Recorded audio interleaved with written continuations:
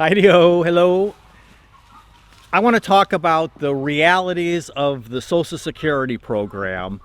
And I made a video last week, a couple videos ago, where I talked about my personal Social Security, and because I'm new to the program, and what happened to me between this year going into next year. And a lot of people really questioned things and said some things in the comments and that, and so I really got to thinking about it. So I want to clarify some things about Social Security, and a lot of people probably aren't going to like the reality of what I'm thinking, my opinion. So hopefully keep an open mind, right? Welcome to Goose Pond Hideout. I'm Rob. This is Goose Pond, and you can probably hear the geese because they keep following me around no matter where I go.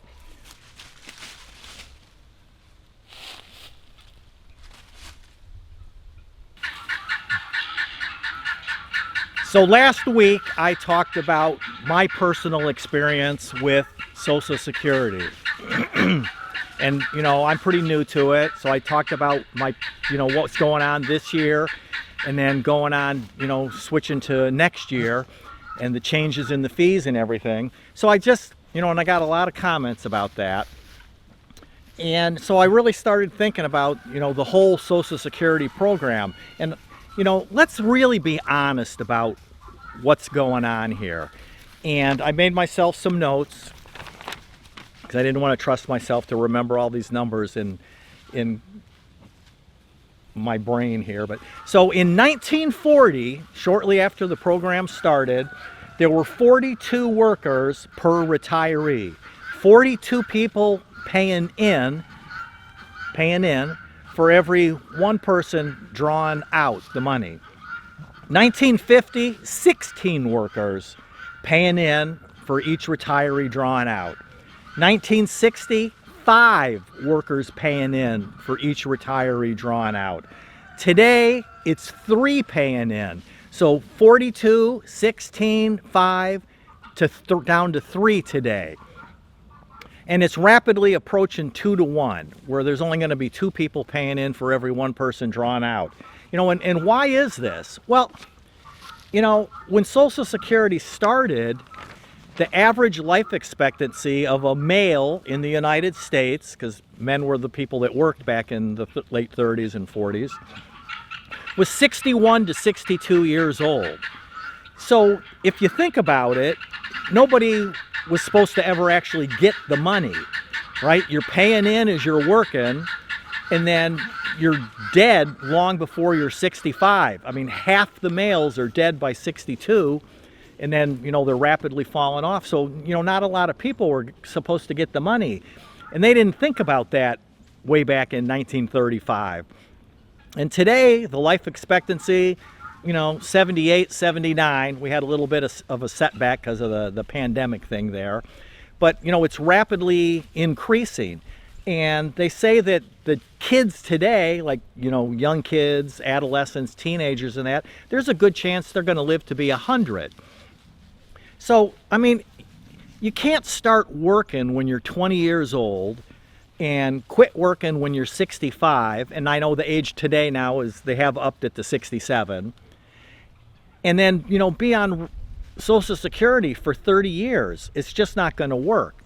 And then when you think about things like AI and robotics and that, that's going to cause the workforce to be decreased because machines and that, or computers, are going to do more and more of the work. And then the other factor is the birth rate.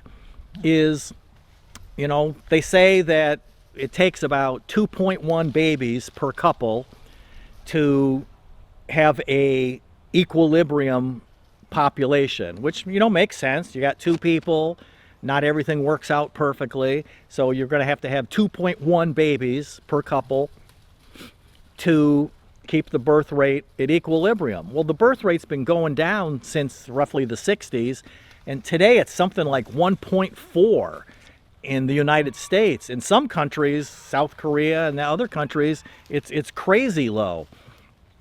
So there's going to be less and less people paying into the system and more people drawn out. So, I mean, there's no way that the current system is going to stay viable. And I mean, I'm on it, and I depend on it. It's part of our plan here on the homestead is we're living really frugal.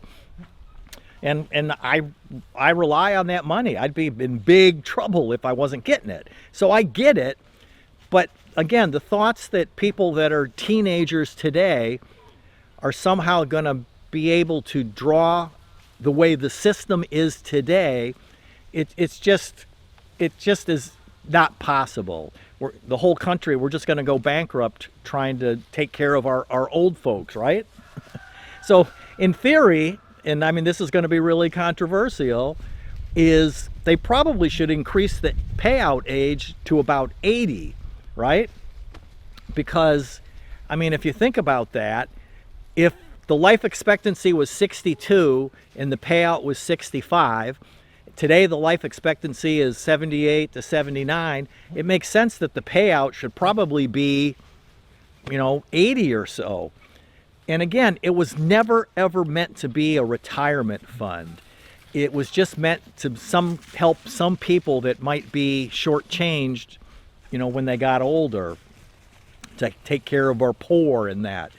And we've over the years changed the meaning of it. And the other thing is, because it isn't your money. You're not paying in and then drawing out your money. I call it a Ponzi scheme, and the experts say that it isn't Ponzi because by definition it's not a Ponzi scheme because it's not an investment vehicle. It's not like, you give your money to somebody and they invest it and then you expect a certain return on your, that's the definition. But in essence, that's kind of what it is, because young people pay in and old people draw out. So when I get my check every month, it's not money that I paid in 30, 40 years ago. It's money that you 20 and 30-year-olds are paying in now. You put the money in and I take it out. And you have the promise that when you get old, then the young people paying in will pay out to you. And it's just not going to keep working because our population is aging. I mean, imagine when people are living to be 100, and they're probably going to need a lot of health care, in those last 20 years or so, and medications and doctor visits and surgeries and all those kinds of things, vaccines, whatever. So, and now we have no young people anymore because nobody's having babies today. And all of our workforce, building cars and all kinds of things is all done by artificial intelligence and robots and Amazon shipping and, everything like that. They're investing heavily into AI.